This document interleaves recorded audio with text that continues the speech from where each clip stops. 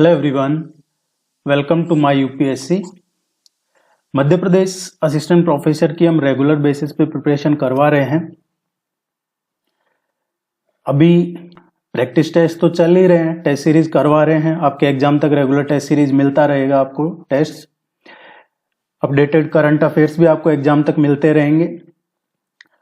लेकिन साथ में अभी जो रिवीजन है वो भी हमने शुरू किया है। 2 टॉपिक रिवीजन के ऑलरेडी कवर हो चुके हैं।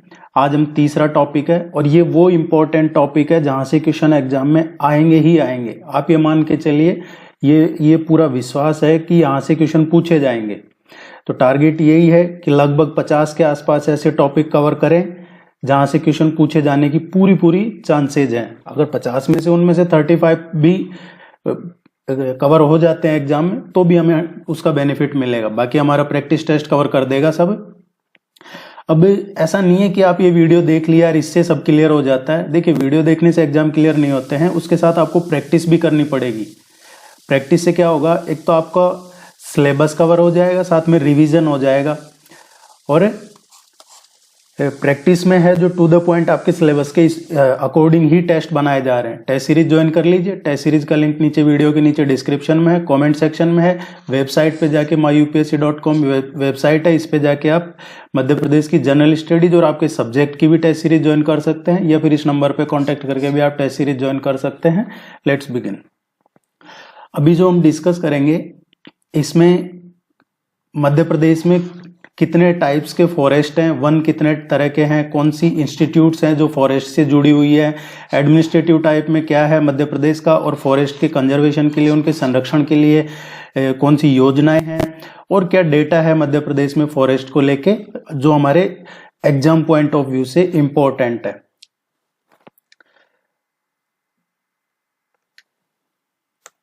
अब देखते हैं मध्य प्रदेश में फॉरेस्ट इन मध्य प्रदेश।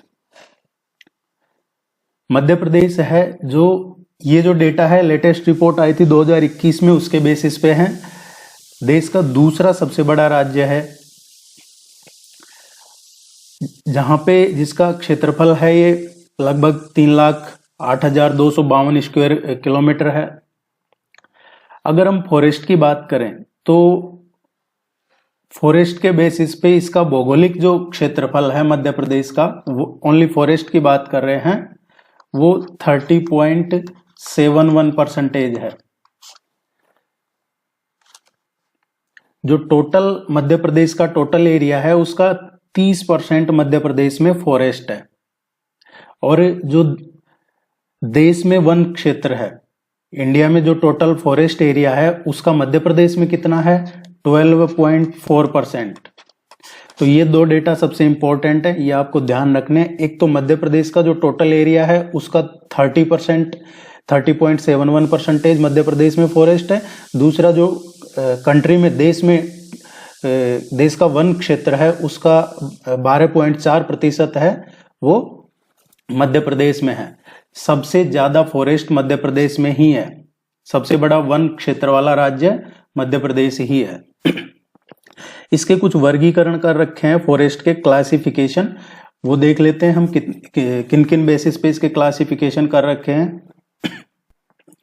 देखिए, मध्य प्रदेश के जो फॉरेस्ट का क्लासिफिकेशन है, एक तो जियोग्राफिकल फीचर्स के बेसिस पे कर रखा है, एक रीजनल कर रखा है, रीजन वाइज कर रखा है, एक प्लांट्स की जो वैरायटी है, प्लांट की जो स्पेसीज है उनके बेसिस पे कर रखा है, और एक फिर जो एडमिनिस्ट्रेशन है, एडमिनिस्ट्रेटिव कंट्रोल, इसके बेसिस पे फॉरेस्ट को वर्गीकृत कर रखा है, डिवाइड कर रखा है अलग अलग।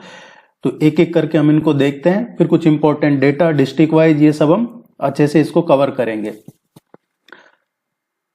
आप इसको लाइक करने में कई बार कंजूसी करते हैं, तो ऐसा मत कीजिए। सबसे पहले हम देख लेते हैं जियोग्राफिकल बेसिस पे, भौगोलिक आधार पे मध्य प्रदेश के वन। भौगोलिक आधार पे मध्य प्रदेश को 3 कैटेगरी में डिवाइड कर रखा है जियोग्राफिकल बेसिस पे। एक तो है tropical moist deciduous forest, tropical dry deciduous forest, और तीसरा है ट्रॉपिकल थॉर्न फॉरेस्ट। 3 कैटेगरी है इसकी। जो पहला है उष्णकटिबंधीय नम पर्णपाती वन, इसको ट्रॉपिकल मॉइस्ट डेसिडियस फॉरेस्ट कहते हैं। जो टोटल क्षेत्रफल है मध्य प्रदेश का, उसका 8.97% ट्रॉपिकल मॉइस्ट डेसिडियस फॉरेस्ट है मध्य प्रदेश में। आपसे एग्जाम में पूछा जाता है कि किस किस्म के वृक्ष हैं जो इसमें आते हैं उष्णकटिबंधीय नम पर्णपाती वन में, तो ये पीपल, रोजवुड, साल, बांस, ये जो प्रमुख वृक्ष की किस्में हैं ये इसमें आती है।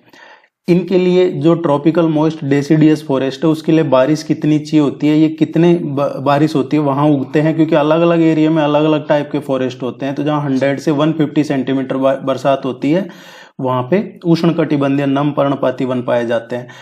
अब ये कौन से एरियाज हैं मध्य प्रदेश के, तो निम्न में से किस जिले में या किस क्षेत्र में उष्णकटिबंधीय नम पर्णपाती या ट्रॉपिकल मॉइस्ट डेसिडियस फॉरेस्ट पाए जाते हैं, तो ये जिले हैं सीधी, मंडला, बालाघाट, सिवनी, उमरिया, अनूपपुर और शहडोल। इनमें इस तरीके के फॉरेस्ट पाए जाते हैं। नेक्स्ट देख लेते हैं,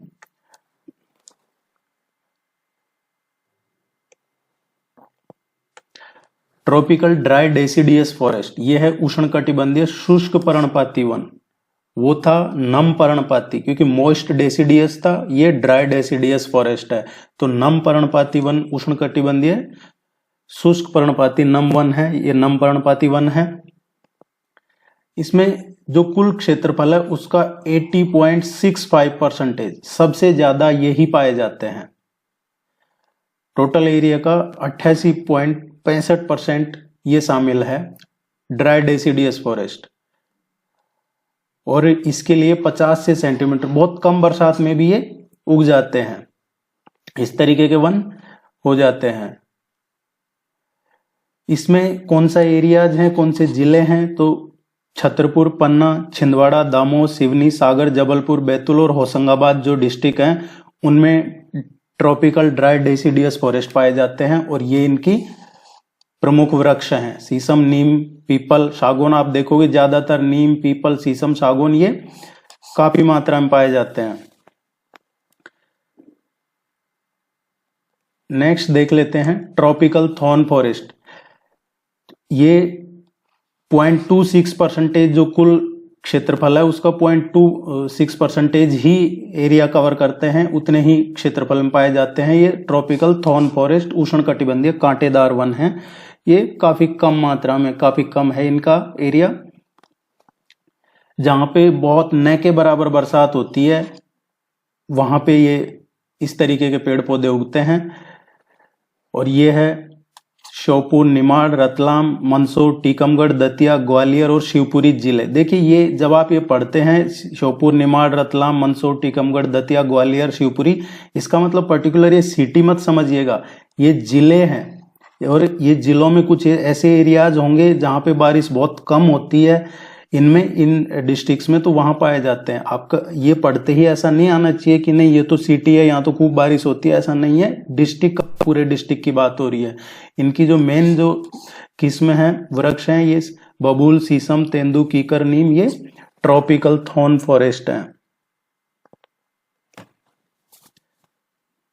नेक्स्ट देखते हैं, ये जो अभी हमने पढ़ा है ये था ज्योग्राफिकल बेसिस पे। तो ज्योग्राफिकल बेसिस पे मुझे उम्मीद है कि ये आपको ध्यान रहेगा। 3 कैटेगरीज थी, ट्रॉपिकल मॉइस्ट, ट्रॉपिकल ड्राई और ट्रॉपिकल थॉर्न। और इन तीनों का परसेंटेज ध्यान रख लीजिएगा और कितनी बारिश चाहिए वो ध्यान रख लीजिएगा और किस जिले में है ये ध्यान रखना है। इंपॉर्टेंट ही करवाए जा रहे हैं जो हमारे एग्जाम के लिए है। अब देखते हैं basis of region, basis of क्षेत्र के आधार पर पर्टिकुलर किस एरिया में, किस रीजन में कौन से पाए जाते हैं। इसमें भी 3 कैटेगरी पाई जाती है मेनली, जो एक तो मध्य भारत बेल्ट है, एक विंध्य फॉरेस्ट है और एक सतपुड़ा मैकाल बेल्ट है। इसमें पूरा कवर हो जाता है। देखिए मध्य भारत बेल्ट है, ये क्वेश्चन कई बार पूछा जाता है एग्जाम में। ये है मुरैना से और शिवपुरी जिले तक फैला हुआ है मध्य भारत बेल्ट, और इसमें कांटेदार वनस्पति पाई जाती है। दूसरा जो विंध्य फॉरेस्ट बेल्ट है, विंध्य वन बेल्ट, ये विंध्य कैमूर रेंज को कवर करता है पूरा, और ये दामोह के उत्तर से सागर की जो हाईलैंड है वहां तक है। तीसरा जो सतपुड़ा मैकाल है, सतपुड़ा मैकाल बेल्ट है, ये नर्मदा नदी का जो सदर्न किनारा है वहां पाई जाती है, दक्षिणी किनारे पे, और इसमें सतपुड़ा मैकाल पर्वतमाला, बघेलखंड हाईलैंड्स, ये सब इसमें शामिल है।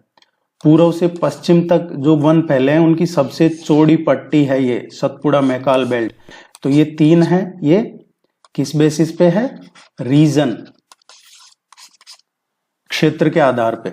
मध्य भारत पट्टी, मुरैना से शिवपुरी, कांटेदार वनस्पति है। विंध्य फॉरेस्ट बेल्ट है, विंध्य वन बेल्ट, ये विंध्य कैमूर रेंज को कवर करता है। दामोह के उत्तर से सागर की जो हाईलैंड है, उच्च भूमि है, ऊंची भूमि वहां तक है। तीसरा सतपुड़ा मैकाल बेल्ट है। सतपुड़ा मैकाल बेल्ट ये सबसे चौड़ी पट्टी है और नर्मदा का जो दक्षिणी किनारे में पाई जाती है, और उसमें सतपुड़ा मैकाल पर्वतमाला और उसके अलावा जो बघेलखंड प्लेट्यू है वो पूरा पहाड़ी क्षेत्र इसमें कवर हो जाता है। नेक्स्ट देखते हैं जो स्पेसीज के बेसिस पे जो प्रजातियां हैं, किसकी प्रजातियां? वनों की, पेड़ पौधों की प्रजातियां हैं, उनके आधार पे उनके आधार पे भी 3 महत्वपूर्ण इनकी संरचनाएं हैं। और वो 3 कौन सी हैं? पहली है सागौन, दूसरी साल, और तीसरी है मिसलेनियस जिनको कहा जाता है। तो मेनली इंपॉर्टेंट 2 ही है, सागौन और साल। इसके अलावा तीसरा जो विविध वन होते हैं, सागौन का देख लेते हैं। सागौन ये टोटल कितने एरिया में ये इस तरीके के वन पाए जाते हैं? अगर हम स्पेसीज के बेस पे देखें तो लगभग 19.36% है, ये इतने में ये कवर करता है, इन जिलों में ये कवर करता है। बारिश कितनी चाहिए होती है? 75 to 125 सेंटीमीटर की एवरेज जहां रेन है वहां पे ये पाए जाते हैं। और इनके लिए काली मिट्टी सबसे ज्यादा उपयुक्त होती है। तो ये एग्जाम में पूछा जाता है इस तरीके से क्वेश्चन कि कौन से प्रजाति के वन हैं जो जिनके लिए काली मिट्टी उपयुक्त होती है, या फिर सागौन वन के लिए किस तरह की मिट्टी सर्वाधिक उपयुक्त होती है? तो ये काली मिट्टी। एक एक 2-2 लाइन के नोट्स भी बना लेते हैं। और देखिए ये सब आपको मिल जाएगा, आपको ये सेंड कर दिया जाएगा, आप अपना ईमेल वगैरह चेक कर लीजिएगा। ये सब आपके ईमेल पे इवनिंग में 7 से 9 के बीच में सेंड कर देते हैं। जिस दिन भी आपको ये बताया जाता है तो इवनिंग में आपको ये आपके ईमेल पे सेंड कर दिया जाता है। और अगर कोई व्हाट्सएप वगैरह पे टेस्ट सीरीज कर रखा है तो उसको व्हाट्सएप पे मिल जाएगा, आप मैसेज छोड़ दीजिएगा। शाल फॉरेस्ट दूसरे हैं शाल वन। शाल वन है ये 4.15% एरिया में पाए जाते हैं मध्य प्रदेश में। 3932 स्क्वायर किलोमीटर के क्षेत्र में ये टोटल शाल वन पाए जाते हैं। इससे पहले के थे वो लगभग 19.36 था। ये इन जिलों में मुख्य रूप से मंडला, बालाघाट, डिंडोरी, सीधी, उमरिया, अनूपपुर और शहडोल जिलों में पाए जाते हैं। इनके लिए औसत बारिश कितनी चाहिए साल फॉरेस्ट के लिए? 120 सेंटीमीटर एवरेज बारिश चाहिए। इसके लिए लाल पीली मिट्टी, वहां थी काली मिट्टी और यहाँ है लाल पीली मिट्टी। कौन से कि इनको कहाँ यूज लिया जाता है? जो रेलवे के स्लीपर वगैरह बनाए जाते हैं और निर्माण सामग्री में इन्हीं का यूज होता है। ये काफी यूज लिए जाते हैं स्पेशली रेलवे के स्लीपर में। अब मिसलेनियस की बात करते हैं तो बालाघाट, होशंगाबाद, मंडला, छिंदवाड़ा, उमरिया, शिवपुरी और निमाड़ क्षेत्रों में ये इस तरीके के मिसलेनियस टाइप के फॉरेस्ट पाए जाते हैं और ये ही सबसे ज्यादा है। तो ये ध्यान रखिएगा। विविध वन आता है ऑप्शन में कि सबसे ज्यादा स्पीसीज के बेसिस पे, प्रजातियों के आधार पे मध्य प्रदेश में सबसे ज्यादा किस तरीके के वन पाए जाते हैं, तो आपको सागौन, शाल इस तरीके का दिया जाएगा। एक ऑप्शन विविध वन भी दिया जाएगा, तो विविध वन सबसे ज्यादा है करना है आपको। अब देखते हैं हम बेसिस ऑफ एडमिनिस्ट्रेटिव कंट्रोल, प्रशासनिक नियंत्रण के आधार पे कितने तरीके के वन पाए जाते हैं। प्रशासनिक नियंत्रण के आधार पे भी 3 कैटेगरीज में इनको डिवाइड किया गया है। 3 कैटेगरीज हैं और वो कौन सी है? एक तो रिजर्व फॉरेस्ट हो गई, दूसरा प्रोटेक्टेड फॉरेस्ट हो गई और तीसरा अनक्लासिफाइड फॉरेस्ट हो गई। रिजर्व, प्रोटेक्टेड और अनक्लासिफाइड, ये 3 कैटेगरीज होती है। रिजर्व फॉरेस्ट है ये लगभग 65% एरिया, कुल जो मध्य प्रदेश का कुल फॉरेस्ट एरिया है उसका 65% में रिजर्व फॉरेस्ट पाए जाते हैं। तो अगर एग्जाम में पूछा जाता है कि प्रशासनिक एडमिनिस्ट्रेटिव कंट्रोल के बेसिस पे मध्य प्रदेश में किस तरीके के वन सबसे ज्यादा पाए जाते हैं, तो रिजर्व फॉरेस्ट मध्य प्रदेश में सबसे ज्यादा पाए जाते हैं on the basis of administrative control. और ये सबसे ज्यादा रिजर्व फॉरेस्ट जिला पूछा जाता है आपसे तो खंडवा जिले में है। और सबसे कम ये छतरपुर में है। रिजर्व फॉरेस्ट वो फॉरेस्ट होते हैं जिनमें अनुमति नहीं दी जाती है, कोई जानवर चराने की, लकड़ी काटने की, इस तरीके की परमिशन नहीं दी जाती है, अनुमति नहीं होती है। इसके लिए कोई विशिष्ट आदेश हो तो ही अलग बात है, अदरवाइज उनमें ये एक्टिविटीज के लिए परमिशन नहीं होती है, और रिजर्व फॉरेस्ट इसीलिए कहा जाता है उनको। प्रोटेक्टेड फॉरेस्ट की बात करें तो प्रोटेक्टेड फॉरेस्ट 32.84% का एरिया कवर करते हैं, जो कुल वन क्षेत्र है उसका। और इसमें जो ये गतिविधियां हैं, इसके अलावा जो प्रोटेक्टेड फॉरेस्ट है सबसे ज्यादा राजगढ़ और सबसे कम उज्जैन में है, ये ध्यान रखना आपको। तीसरा जो क्लासिफाइड नहीं अनक्लासिफाइड है, अवर्गीकृत वन पाए जाते हैं, ये लगभग 1.8% जो मध्य प्रदेश का टोटल फॉरेस्ट एरिया है उसका 1.8% में अनक्लासिफाइड फॉरेस्ट अवर्गीकृत वन पाए जाते हैं, और इसके लिए इनमें गतिविधि वगैरह अलाव है सब। तो ये एडमिनिस्ट्रेटिव लेवल पे 3 कैटेगरीज थी। उम्मीद है ये आपको यूजफुल लगेगा, और इसको आप बार बार देखिए, रिवीजन कीजिए, और इससे रिलेटेड प्रैक्टिस टेस्ट में क्वेश्चन आपको देखने को मिल जाएंगे, तो वहां से आप प्रैक्टिस कर सकते हैं। ऐसा कोई टॉपिक नहीं बचेगा जिसपे आपको एक तरीके से बढ़िया प्रैक्टिस और साथ में उसका रिवीजन ना करवाया जाए, आप निश्चिंत रहिए। अब हम देखते हैं कुछ important data forest cover in Madhya Pradesh को लेके। इसमें कुछ इंपॉर्टेंट डेटा है जो हमें ध्यान में रखने हैं। इसमें यहां से कई बार क्वेश्चन पूछ लिया जाता है। 2021 की जो India's state of forest report आई है उसमें Madhya Pradesh highest forest area है कंट्री में, सबसे ज्यादा मध्य प्रदेश में। पहले नंबर पे मध्य प्रदेश है, उसके बाद दूसरे नंबर पे अरुणाचल प्रदेश है, और तीसरे नंबर पे छत्तीसगढ़ है। अब रिकॉर्डेड फॉरेस्ट एरिया कितना है मध्य प्रदेश में? मध्य प्रदेश में जो रिकॉर्डेड फॉरेस्ट एरिया है, ये रिकॉर्डेड फॉरेस्ट एरिया अभिलिखित वन क्षेत्र, जिसको रिकॉर्डेड फॉरेस्ट एरिया कहते हैं, रिकॉर्डेड, ये 94,689 स्क्वायर किलोमीटर है, जो राज्य के क्षेत्रफल का 30% है, लगभग 30.72% है ये रिकॉर्डेड फॉरेस्ट एरिया मध्य प्रदेश में। मध्य प्रदेश में टोटल फॉरेस्ट कवर कितना है, देखिए इनको आप अच्छे से समझिएगा। एक तो रिकॉर्डेड फॉरेस्ट एरिया है, recorded forest area total forest cover से ज्यादा होता है। अब जो टोटल फॉरेस्ट कवर है, ये जो स्टेट का कुल एरिया क्षेत्रफल है उसका 25.14% है।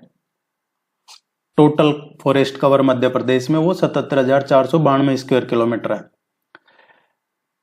इसके बाद में जो ट्री कवर है outside the forest in Madhya प्रदेश, एक तो फॉरेस्ट एरिया हो गया, अब आउटसाइड द फॉरेस्ट कितना ट्री कवर है, ये जंगल के बाहर वृक्ष आवरण जो कहा जा रहा है, ये है tree cover outside the forest in Madhya Pradesh, ये 2.6% है। मध्य प्रदेश के वनावरण से भारत के वनावरण, तो ये है forest cover of Madhya Pradesh to forest cover of India, वो कितना है 10.66% है ये। अब इससे पहले फॉरेस्ट रिपोर्ट कब आई थी? हर 2 साल में फॉरेस्ट रिपोर्ट आती है, तो इससे पहले फॉरेस्ट रिपोर्ट आई थी 2019 में। तो 2019 के कंपैरिजन में 2021 में क्या पोजीशन है फॉरेस्ट की, तो ये इंक्रीज हुआ है। कितना इंक्रीज हुआ है? 10 स्क्वायर किलोमीटर इंक्रीज हुआ है। 2019 में जो फॉरेस्ट कवर था उसके कंपैरिजन में 2021 में 10 स्क्वायर किलोमीटर इंक्रीज हुआ है फॉरेस्ट एरिया। ये सबसे इंपॉर्टेंट डेटा है। प्रति व्यक्ति वन क्षेत्र कितना है? Per capita forest area, per capita income सुना होगा, लेकिन ये पर कैपिटा फॉरेस्ट एरिया है। मध्य प्रदेश की बात कर रहे हैं तो पर कैपिटा फॉरेस्ट एरिया है ये 0.12 स्क्वायर किलोमीटर है। इसको बढ़ाने की जरूरत है, तो पेड़ पौधे लगाइए बारिश में। 0.12 स्क्वायर किलोमीटर ये प्रति व्यक्ति वन क्षेत्र है। कार्बन स्टॉक कितना है? तो कार्बन स्टॉक 588.73 मिलियन टन है। राज्य का जो सकल घरेलू उत्पाद है उसमें फॉरेस्ट का कितना कंट्रीब्यूशन है, ये सबसे इंपॉर्टेंट डेटा मान सकते हैं आप इसको भी। तो जो जीडीपी है मध्य प्रदेश की जीडीपी, उसमें फॉरेस्ट का कितना कंट्रीब्यूशन है? 2.35% मध्य प्रदेश की जीडीपी में कंट्रीब्यूशन है फॉरेस्ट का। तो ये सारे डेटा इंपॉर्टेंट हैं, आप इनको समझ लीजिए और फिर उसके बाद इसको पढ़िएगा। ये पीडीएफ जैसे मिलता है आपको, पढ़िएगा जरूर इसको। मध्य प्रदेश में वन चंद व घनत्व के आधार पर वनों का वर्गीकरण। अब देखिए, क्लासिफिकेशन ऑफ फॉरेस्ट किस बेसिस पे? जो फॉरेस्ट कैनोपी डेंसिटी है, फॉरेस्ट कैनोपी डेंसिटी, उसके आधार पे। फॉरेस्ट कैनोपी डेंसिटी क्या होती है? फॉरेस्ट कैनोपी डेंसिटी वो है कि जैसे जो सूर्य का प्रकाश है उसको वन तल तक पहुंचने से जो रोकता है वो कैनोपी हो जाती है। ऊपर इतना ज्यादा शाखाएं हैं पेड़ के ऊपर, ऊपरी शाखाएं, कि सूर्य का प्रकाश है जो नीचे तक नहीं पहुंच पाता है। तो उस बेसिस पे डिवाइड किया गया है कि किस तरीके के फॉरेस्ट हैं, इसको कहते हैं फॉरेस्ट कैनोपी। उसके बेसिस पे क्या इसका घनत्व है। बहुत घना जंगल, बहुत घने जंगल की बात करें, वो होता है very dense forest, very dense forest. तो ये वेरी डेंस फॉरेस्ट मध्य प्रदेश में कितना है? 2.17%। Moderately dense forest, moderate dense forest की बात करें तो 11.14% मॉडरेट डेंस फॉरेस्ट है। खुला जंगल, इसको कहते हैं ओपन फॉरेस्ट। ओपन फॉरेस्ट कितना है? 11.83%।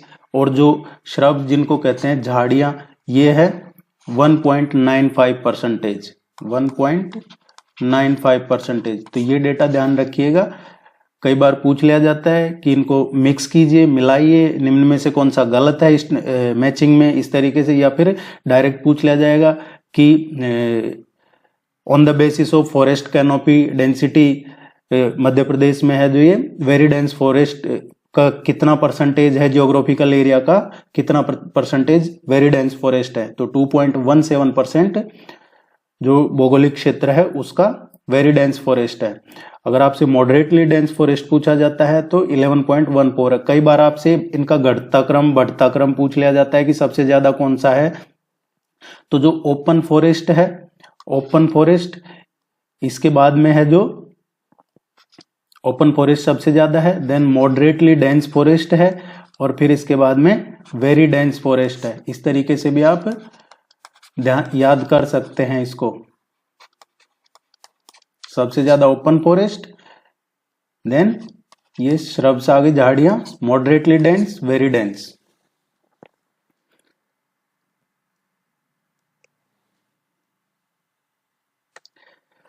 अब हम देख लेते हैं क्षेत्रफल की दृष्टि से सबसे ज्यादा जो फॉरेस्ट है किस डिस्ट्रिक्ट में है area wise. District with highest forest cover in terms of area, क्षेत्रफल की दृष्टि से देख रहे हैं किस जिले में सबसे ज्यादा फॉरेस्ट कवर है। तो बालाघाट में है सबसे ज्यादा। ये टॉप 5 जिले हैं जहां पे सबसे ज्यादा फॉरेस्ट कवर है। किसकी दृष्टि से? क्षेत्रफल की दृष्टि से। दो चीजें हैं, एक तो एरिया और एक होता है परसेंटेज, दोनों में डिफरेंस है। तो एरिया वाइज बालाघाट में सबसे ज्यादा है। अब सबसे कम कहां पे है? एरिया वाइज ही चल रहे हैं अभी। तो district with lowest forest cover in terms of area ये उज्जैन में है, और ये टॉप 5 वो जिले हैं जहां पे सबसे कम फॉरेस्ट एरिया वाइज। तो सबसे ज्यादा बालाघाट, सबसे कम उज्जैन। और अब हम परसेंटेज वाइज देख लेते हैं। क्षेत्रफल की दृष्टि से सबसे ज्यादा परसेंटेज में, क्षेत्रफल में एरिया था वो, तो अब ये परसेंटेज एरिया हो गया। तो परसेंटेज वाइज देखते हैं तो परसेंटेज वाइज भी बालाघाट ही सबसे ऊपर है। और सबसे कम की बात करें तो परसेंटेज वाइज में इसमें भी उज्जैन ही सबसे कम है। तो ये दो ध्यान रखना है आपको, सबसे ज्यादा एरिया वाइज और परसेंटेज एरिया वाइज दोनों में बालाघाट और उज्जैन। अब फॉरेस्ट के क्या रिसोर्सेज हैं? रिसोर्सेज फॉरेस्ट के वन संसाधन जिनको कहते हैं वो कौन कौन से हैं? 2 तरीके के हैं। देखिए, इसको 2 तरीके के डिवाइड कर रखा है फॉरेस्ट रिसोर्सेज को। एक तो पहला जो होता है मेजर फॉरेस्ट प्रोड्यूस और दूसरा है माइनर फॉरेस्ट प्रोड्यूस। मेजर जो प्रमुख वन उत्पाद हो गए और दूसरा हो गया माइनर। अब जो मेजर है इसमें कौन कौन से आते हैं, टीक, साल और बंबू। देखिए आपके सिलेबस में है फॉरेस्ट, इसलिए आपको इतना डिटेल में करवाया जा रहा है। और यहाँ रिवीजन जितने भी टॉपिक का करेंगे उस तरीके से करेंगे कि एग्जाम में कैसे भी वहां से क्वेश्चन पूछ लिया जाए, हमारा क्वेश्चन गलत नहीं होना चाहिए, हम उसको तुरंत क्वेश्चन को सही आंसर कर दें, इसलिए हम रिवीजन कर रहे हैं। अदरवाइज ये सब मैं पहले बता चुका हूं आपको, जब आपको ancient history, medieval, modern, geography, polity ये सब करवाया है, वो सब चैनल पे अवेलेबल है, उसमें ये सब करवा चुका हूं, लेकिन इतना डिटेल में नहीं करवाया था उसमें, इसलिए रिवीजन में लिया गया है इंपॉर्टेंट टॉपिक्स को वापस से। माइनर फॉरेस्ट जो प्रोड्यूस है उसमें आप देखेंगे तो टेंडुलीप हो गया, गम है और हर्रा है, इस तरीके का आंवला हो गया, महुआ है, मेडिसिनल प्लांट्स हो गए, ये माइनर में आते हैं। तो एक एक करके हम इनको देख लेते हैं, जो वन संसाधन जिनको कहा जाता है। सबसे पहले हम टीक सागौन की बात करते हैं। इसमें कितनी बारिश चाहिए इसके लिए? इसके लिए चाहिए 75 टू 125 सेंटीमीटर, इतनी बारिश चाहिए इसके लिए। फिर ये कहाँ पे मेनली पाए जाते हैं वो भी ध्यान में रखना है। मेनली जो पाए जाते हैं ज्यादातर जो साउथ और इसके अलावा जो मिडल एरिया है, सदर्न मध्य प्रदेश और मिडल, इसमें ज्यादा पाए जाते हैं। जैसे होशंगाबाद है, होशंगाबाद में बोरी घाटी है, वहां पे काफी पाए जाते हैं इस तरीके के वन। जबलपुर है, बैतूल, सागर, छिंदवाड़ा, मंडला, इनमें ये पाए जाते हैं। किस तरीके के होते हैं ये? उष्ण कटिबंधीय अर्ध पर्णपाती वन होते हैं ये। इनका उपयोग भवन निर्माण हो गया, फर्नीचर, इनमें किया जाता है। अब सबसे इंपॉर्टेंट ये है कि सागौन है, ये कुल वन क्षेत्र का कितना पाया जाता है? तो 19.36% ये पाया जाता है, लगभग 18,332 स्क्वायर किलोमीटर। अब हम मेजर फॉरेस्ट प्रोड्यूस ही पढ़ रहे हैं, तो इसमें शैल है, इसका जो बॉटनिकल नेम होता है रोबस्टा होता है, रोबस्टा। और ये 125 सेंटीमीटर प्लस जो बारिश है, रेन है, उसमें पाए जाते हैं। और इसके लिए ज्यादा सूटेबल रहती है रेड सॉइल। अब साल के पेड़ का राष्ट्रीयकरण कब किया गया था? क्वेश्चन पूछा जाता है कि जो साल के पेड़ हैं, शैल के पेड़, इनका राष्ट्रीयकरण कब किया गया था? 1975 में इनका राष्ट्रीयकरण किया गया था। कहाँ पाए जाते हैं ये? मंडला है, बालाघाट है, सीधी है, सिंगरौली है, उमरिया है, अनूपपुर है, शाहडोल है, इस एरिया में ये पाए जाते हैं। अब जो मेन है हमारे यूज का, वो कितना परसेंटेज है? 4.15% एरिया को ये कवर करते हैं। 4.15% सिंपल भाषा में कहें तो ये पाए जाते हैं। नेक्स्ट जो है बम्बू ट्री है। ये इसका जो वानस्पतिक नेम है वो बम्बूसाइडी है। इसमें मध्य प्रदेश का दूसरा स्थान है। बांस के जो पेड़ हैं इनके उत्पादन में मध्य प्रदेश का दूसरा स्थान है, पहला स्थान अरुणाचल प्रदेश का है। ये इसलिए बताया क्योंकि ये क्वेश्चन कई बार पूछा जाता है और हमारे दिमाग में यही रहता है कि मध्य प्रदेश का तो वन में पहला स्थान है, तो कई बार वो डायरेक्ट प्रथम स्थान कर देते हैं हम, जबकि बांस में दूसरा है, अरुणाचल प्रदेश का पहला है। बांस को कब राष्ट्रीयकरण किया गया इसका? 1973 में। कितनी बारिश चाहिए? 75 टू 125 सेंटीमीटर बारिश चाहिए। कहां पाए जाते हैं ये? साउथ और जो ईस्टर्न एरिया है मध्य प्रदेश का, वहां पाए जाते हैं। अब वो कौन सा है? साउथ और ईस्टर्न, बालाघाट, सिवनी, बैतूल, मंडला, जबलपुर, खंडवा, शहडोल, इस रीजन में एरिया में पाए जाते हैं। क्या काम आते हैं बांस के ये जो हैं? ये जो कागज हो गया, कागज, टोकरी, इस तरीके के निर्माण में इनका यूज होता है। अब देख लेते हैं minor forest. Minor forest produce में तेंदुपत्ता है, टेंडुलीफ, ये प्रमुख उत्पादक मध्य प्रदेश में ही होता है। इसको 1963 में राष्ट्रीयकरण किया गया था और टेंडुलीफ का राष्ट्रीयकरण करने वाला मध्य प्रदेश देश का पहला राज्य है। इसका उपयोग किसमें होता है? बीड़ी बनाने में, बीड़ी उद्योग, बीड़ी उद्योग में।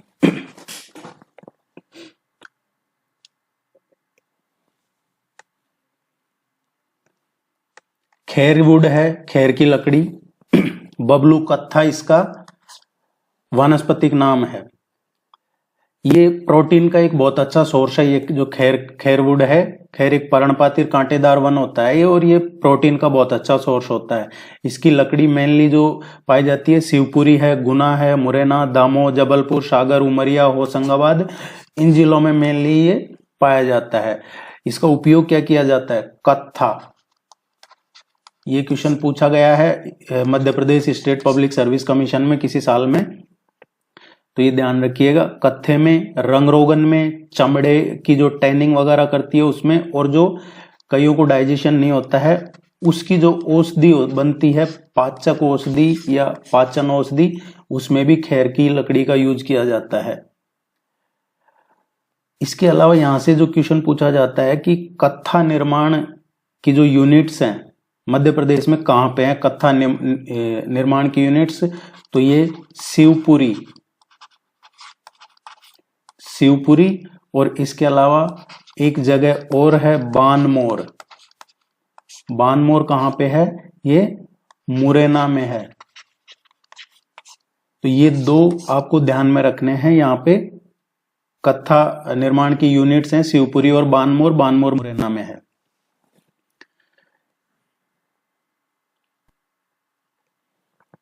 गम, जो मध्य प्रदेश में इसका उत्पादन किन क्षेत्रों में होता है? खंडवा है, धार, झाबुआ, खारगोन, ग्वालियर, शिवपुरी, बैतूल, मुरैना, रतलाम, इन जगह पे इसका प्रोडक्शन होता है। इसका यूज क्या होता है? इसका उपयोग खाद्य पदार्थों में किया जाता है ज्यादातर, या फिर जो कॉफी है या फिर पेस्ट्री उत्पादन है उसमें, या फिर शलाइगोन का इसका सुगंध और पेंट में। तो ये 3-4 चीजों में इसका यूज किया जाता है। इसका ज्यादातर जो क्वेश्चन पूछा जाता है वो यूज इसका कहाँ पे, यूटिलाइज क्या है इसका, वो पूछा जाता है। तो ध्यान रखना आपको, एक तो खाद्य पदार्थों में, कॉफी में, पेस्ट्री में, या फिर सुगंध और पेंट में गोंद का यूज किया जाता है।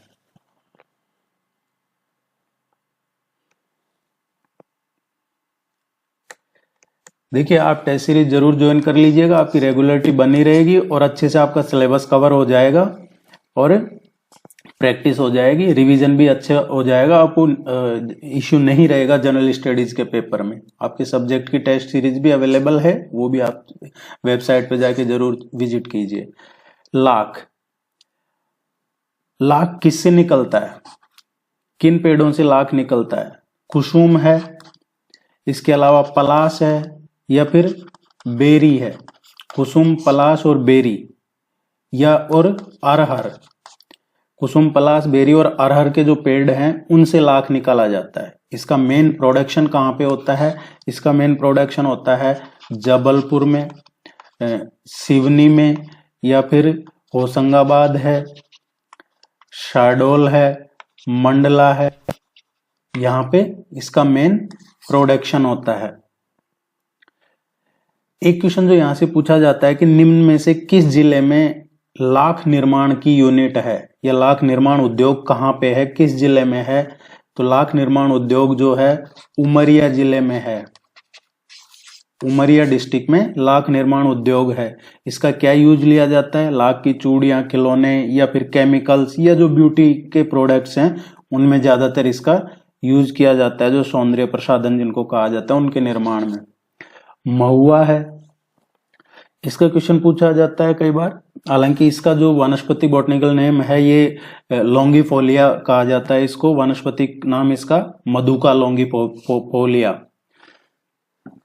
किस रीजन में पाया जाता है? मध्य प्रदेश का जो ईस्ट भाग है, पूर्वी क्षेत्र, पूर्वी जिले, उनमें मेनली पाया जाता है। तो मध्य प्रदेश का मैप जरूर पढ़िएगा, अभी तक नहीं देखा है तो उसको देख लीजिए रोज 2-2 5-5 मिनट निकाल के। एग्जाम तक अभी टाइम है, अच्छे से हो जाएगा सिलेबस, 1 महीना कम नहीं होता है। इसके जो महुआ के पेड़ है उसके फल का यूज किया जाता है वाइन वगैरह बनाने में, शराब वगैरह बनाने में इसका यूज किया जाता है। महुआ के पेड़ के बीज से निकाला जाता है एक तेल, और उस तेल का यूज है जो खाना पकाने, साबुन बनाने, उसमें लिया जाता है। तो मेनली साबुन बनाने, खाना पकाने या फिर वाइन वगैरह है उसमें ये काम आता है। एक तो इसका पेड़ का फल है और एक इसका बीज है, दोनों का अलग अलग यूज है। फल का उपयोग तो वाइन वगैरह या फिर औषधि के लिए किया जाता है, और जो बीज है उसका तेल बनाने में, साबुन बनाने में, खाना पकाने का जो तेल है, इस तरीके में किया जाता है। नेक्स्ट है भीलवा। ये एक फ्रूट है एक्चुअली, और इसका डायरेक्ट क्वेश्चन पूछा जाता है आपके एग्जाम में कि इसकी जो निर्माण इकाई है वो कहाँ पे है। ये छिंदवाड़ा में है, छिंदवाड़ा डिस्ट्रिक्ट में है। बिलावा उत्पादों पे आधारित एक निर्माण इकाई है। इसका यूज क्या लिया जाता है? आपने देखा होगा चाय, पेंट या दवाओं में इसका यूज लिया जाता है। नेक्स्ट जो है हर्रा का पेड़, हर्रा ट्री है। हर्रा ट्री इसका मेन जो उत्पादक होता है छिंदवाड़ा, जबलपुर, बालाघाट, बैतूल, पन्ना, श्योपुर, इसमें होता है। और इसका भी स्याही, पेंट, दवा, खाद्य पदार्थ या फिर मेनली कहा जाए तो जो चमड़े के टैनिंग का निर्माण होता है उसमें किया जाता है, इसका यूज है। जो मेडिसिनल प्लांट्स हैं, औषधीय पौधे, औषधीय पौधे क्या है? मध्य प्रदेश पूरे देश का हर्बल हब है। मध्य प्रदेश पूरे देश का हर्बल हब मध्य प्रदेश को ही कहा जाता है। यहाँ कई जगह हर्बल केंद्र हैं। मेनली जो हर्बल संग्रह केंद्र हैं वो शिवपुरी है। इसके अलावा देखोगे तो आप बैतूल में है, इसके अलावा नीमच में है। ये शिवपुरी, बैतूल और नीमच ये हर्बल केंद्र है मेनली मध्य प्रदेश के। अब इसके जो औषधि पौधे हैं, कौन से मेडिसिनल प्लांट्स मेन हैं, उनमें मूसली है, कालमेघ है, नीम है, इसबगोल, अश्वगंधा, बेल, ये सब इसी तरीके के पौधों में, प्लांट्स में कंसिडर किए जाते हैं। देखिए आप इसको लाइक जरूर कीजिएगा, चैनल को सब्सक्राइब जरूर कीजिएगा। आप वीडियो देख के निकल मत जाइए, चैनल को भी सब्सक्राइब कीजिए, वीडियो को लाइक कीजिए और सपोर्ट जरूर कीजिएगा। अब कुछ इंस्टीट्यूट्स हैं जो डायरेक्ट पूछ लिया जाता है एग्जाम में कि कहाँ पे ये रिसर्च इंस्टीट्यूट है या ट्रेनिंग इंस्टीट्यूट है, तो ये हम इतना और देख लेते हैं। सबसे ज्यादा जो इम्पोर्टेंट है यही है, इंडियन फॉरेस्ट रिसर्च इंस्टीट्यूट कहाँ पे है, ये पूछा जाता है अक्सर एग्जाम में। Indian institute of forest management, Indian institute of forest management है भारतीय वन प्रबंधन संस्थान। इसकी स्थापना 1982 में हुई थी और भोपाल में स्थित है। दूसरा Indian institute of forest research, Indian institute of forest research. देखिए कंफ्यूज नहीं होइएगा इनमें, एक तो है मैनेजमेंट का तो भोपाल में है और रिसर्च का जबलपुर में है, इतना ध्यान रख लीजिए अगर ज्यादा नहीं तो, कि मैनेजमेंट का काम भोपाल से होता है, रिसर्च जबलपुर में है। ये 1963 में इसकी स्थापना हुई थी। सेंटर फॉर जो ट्रॉपिकल फॉरेस्ट रिसर्च इंस्टीट्यूट है, tropical forest research institute Jabalpur में है। जो फॉरेस्ट रेंजर कॉलेज कहा जाता है शॉर्ट में, forest rangers college, centre for forest management and education, one प्रबंधन और शिक्षा केंद्र, वन रेंजर कॉलेज, ये कहाँ पे है? बालाघाट में है। वन प्रबंधन शिक्षा केंद्र, forest management education centre, management का तो भोपाल में है लेकिन उसका एजुकेशन सेंटर कहाँ है? बैतूल में है। और ये इनका कब एस्टेब्लिश हुए हैं ये जरूर ध्यान रखिएगा, इनकी साल। अब इनकी ट्रेनिंग इंस्टीट्यूट स्कूल्स कहाँ पे है? फॉरेस्ट गार्ड का ट्रेनिंग स्कूल कहाँ है? तो टोटल 8 इंस्टीट्यूट हैं जो फॉरेस्ट गार्ड ट्रेनिंग स्कूल है। पचमढ़ी में है, पचमढ़ी होशंगाबाद जिले में है, उमरिया जिले में है, शिवपुरी में है, गोविंदगढ़ रीवा में है, अमरकंटक अनूपपुर में है, बैतूल में, झाबुआ और सिवनी में है। तो ये टोटल 8 जो है फॉरेस्ट गार्ड ट्रेनिंग स्कूल है मध्य प्रदेश में। एक और जो पूछा जाता है अक्सर, forestry research and human resource, centre for forestry research and human resource, तो मानव संसाधन से संबंधित जो विकास केंद्र है ये छिंदवाड़ा में है। संजीवनी संस्थान है फॉरेस्ट मेडिसिनल प्लांटेशन का जो है भोपाल में है। वन विकास सहयोग फॉरेस्ट डेवलपमेंट कॉरपोरेशन बोलते हैं इसको, फॉरेस्ट डेवलपमेंट कॉरपोरेशन, ये भोपाल में ही है। Madhya Pradesh eco tourism development corporation ये भी भोपाल में ही है। राज्य वन विकास प्राधिकरण कहाँ पे है? मध्य प्रदेश का स्टेट फॉरेस्ट डेवलपमेंट एजेंसी। ये आप कमेंट करके जरूर बताइएगा, अदरवाइज टेस्ट सीरीज में ये क्वेश्चन दिया हुआ है। जैव विविधता प्रशिक्षण केंद्र ये उमरिया में है।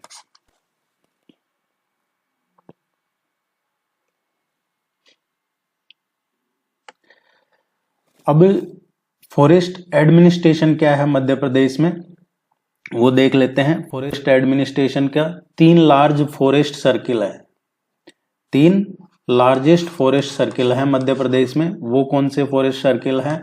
खंडवा, जबलपुर और रीवा, ये 3 लार्जेस्ट फॉरेस्ट सर्किल है मध्य प्रदेश के। 3 स्मॉलेस्ट फॉरेस्ट सर्किल कौन से हैं? सबसे छोटे होशंगाबाद है, इंदौर है और बैतूल है। कौन सा सर्किल है जहां हाईएस्ट प्रोटेक्टेड फॉरेस्ट एरिया है? मध्य प्रदेश के किस सर्किल में सबसे ज्यादा प्रोटेक्टेड फॉरेस्ट एरिया है? तो वो छतरपुर है। छतरपुर में सबसे ज्यादा प्रोटेक्टेड फॉरेस्ट एरिया है। ये कुछ डेटा है इंपॉर्टेंट, और 2021 की जो फॉरेस्ट रिपोर्ट आई है उसके अकॉर्डिंग टोटल फॉरेस्ट विलेज कितने हैं मध्य प्रदेश में? 925 फॉरेस्ट विलेज है मध्य प्रदेश में। फॉरेस्ट पॉलिसी है, यहां से पूछा जाता है कई बार क्वेश्चन की पहली फॉरेस्ट पॉलिसी कब अनाउंस हुई थी मध्य प्रदेश में, पहली वन नीति कब अनाउंस की गई थी? तो 1952 में, 1952 में फर्स्ट फॉरेस्ट पॉलिसी अनाउंस की गई थी। अभी प्रेजेंट में कौन सी फॉरेस्ट पॉलिसी है? तो अभी 2005 की फॉरेस्ट पॉलिसी है, जो ये कब लागू की गई थी? नई फॉरेस्ट पॉलिसी जो अभी लागू है अप्रैल 4, 2005, 4 अप्रैल 2005 को ये लागू की गई थी। थोड़े से कुछ स्कीम्स और हैं, जो लास्ट टॉपिक है ये देख लेते हैं। वन संरक्षण के लिए प्रोग्राम या फिर क्या स्कीम्स है? सामाजिक वानिकी योजना, सामाजिक वानिकी जो योजना है ये मध्य प्रदेश में कब लागू की गई थी? 1976 में, 1976 में इसको लागू किया गया था। और इसका उद्देश्य क्या था? निजी वृक्षारोपण को बढ़ाना, कृषि वानिकी को बढ़ाना, वृक्षारोपण, बागवानी, इनके लिए फाइनेंशियल सपोर्ट प्रोवाइड करवाना, ये इसका मकसद था। नेक्स्ट जो पंचवन योजना है ये भी 1976 में ही लॉन्च किया गया था। इसका उद्देश्य क्या था? जो वनीकरण है जहां पे 33% से कम फॉरेस्ट हैं वहां पे ये योजना लागू की गई थी। वहां पे फॉरेस्ट बढ़ाया जाए जहां 33% से कम है, तो उसके लिए पंचवन योजना लागू की गई थी। विद्यावन योजना का क्या संबंध है? विद्यावन योजना है ये 2007-8 में लागू की गई थी, और इसका उद्देश्य था जो चिल्ड्रन बच्चे हैं उनको एजुकेशन के साथ साथ जो एनवायरनमेंट है उसके प्रति अवेयर करना, जागरूक करना। नेक्स्ट जो है सोशल फॉरेस्ट्री प्रोग्राम, सामाजिक वानिकी कार्यक्रम है, ये 1981-82 में ये लागू की गई थी, इसकी शुरुआत हुई थी। और इसके तहत टोटल 36 सामाजिक वानिकी प्रभाग बनाए गए हैं जिनको सोशल फॉरेस्ट्री डिपार्टमेंट कहा जाता है। इसका क्या पर्पज क्या था? जो आम नागरिकों को जंगल जलाते थे या चारागाह विकसित करने के लिए उनसे जुड़ा हुआ था। ये लोक वानिकी योजना है ये 1999 में शुरू की गई थी और इसके तहत किसानों की जो वन समितियां हैं वो गठित की गई थी डिस्ट्रिक्ट लेवल पे किसानों की वन समितियों का गठन किया गया था। वो इसी योजना के तहत किया गया था, लोक वानिकी योजना। कुछ पुरस्कार दिए जाते हैं मध्य प्रदेश में फॉरेस्ट संरक्षण के लिए। तो कौन से पुरस्कार हैं, आपसे एक क्वेश्चन पूछ लिया जाता है कई बार कि इनमें से कौन सा पुरस्कार है जो वन संरक्षण के लिए दिया जाता है। बसावन मामा स्मृति पुरस्कार है, ये वन संरक्षण के लिए दिया जाता है। 2009 में इसकी शुरुआत हुई थी बसावन मामा स्मृति पुरस्कार की। इसको 2 श्रेणियों में दिया जाता है एक्चुअली। एक तो विंध्य क्षेत्र के लिए 3 पुरस्कार दिए जाते हैं, विंध्य एरिया जो है विंध्याचल एरिया उसके लिए 3 पुरस्कार, और जो स्टेट लेवल है उसके लिए भी 3 पुरस्कार। एक तो राज्य स्तर के लिए 3 पुरस्कार, एक विंध्य क्षेत्र के लिए 3 पुरस्कार। और ये क्यों है ये इसका नाम बसावन मामा, क्योंकि रीवा के रहने वाले थे बसावन मामा। इन्होंने वन संरक्षण के लिए अपनी प्राणों की आहुति दी थी, इसलिए बसावन मामा स्मृति पुरस्कार उन्हीं के नाम पे है। वो रीवा के रहने वाले थे। 2009 में शुरू की गया था ये पुरस्कार। वन प्रहरी पुरस्कार है। वन प्रहरी पुरस्कार देखिए उन व्यक्ति या संगठनों को दिया जाता है, इसमें कोई एनजीओ भी हो सकता है, कोई पर्सन इंडिविजुअल भी हो सकता है, जो अवैध वनों की कटाई को रोकना हो, जंगल की आग को रोकना हो, वन्य जीवों का संरक्षण हो, ओवरऑल फॉरेस्ट से जुड़ी हुई जो भी काम है उनमें उसका कंट्रीब्यूशन हो, वन्य जीवों की रक्षा जैसा योगदान हो, उसके लिए वन प्रहरी पुरस्कार दिया जाता है।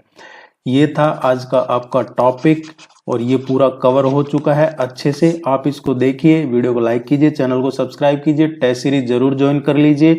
आपके एग्जाम तक अच्छे से आपका सिलेबस हो जाएगा। अगर आप टेस्ट सीरीज भी फॉलो करते हैं तो भी आप यकीन मानिए आपका बहुत अच्छा स्कोर हो जाएगा, क्योंकि test series to the point आपके सिलेबस को ध्यान में रख के ही बनाई गई है। Thank you.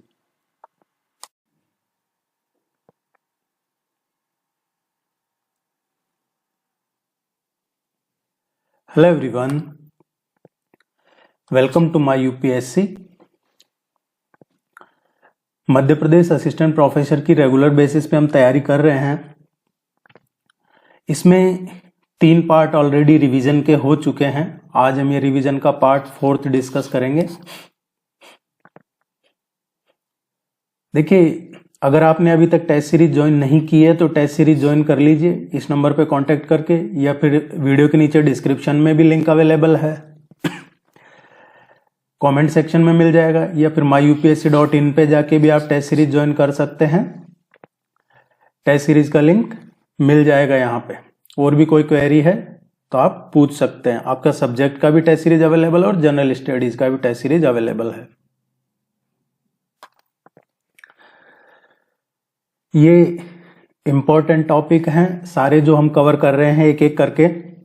ये रिवीजन पर्पज के लिए भी है और ये आपसे सिलेबस भी इससे जो इंपॉर्टेंट टॉपिक्स है सारे कवर हो जाएंगे।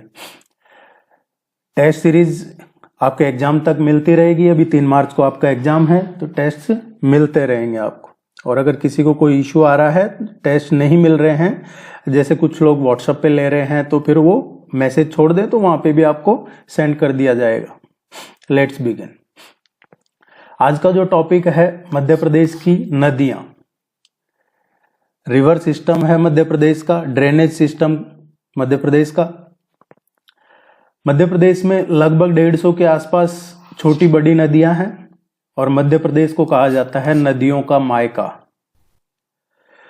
हम इस टॉपिक आज जो डिस्कस करेंगे इसमें ड्रेनेज सिस्टम, इनका क्या ओरिजिन है, कौन सी रिवर कहाँ से ओरिजिनेट होती है, कौन सा कॉन्फ्लुएंस है, उसकी लेंथ क्या है, उसके किनारे कौन सी शहर बसे हुए हैं, वाटरफॉल्स हैं या कोई परियोजना उस नदी पे, ये सारे हम अभी कवर करेंगे इनको।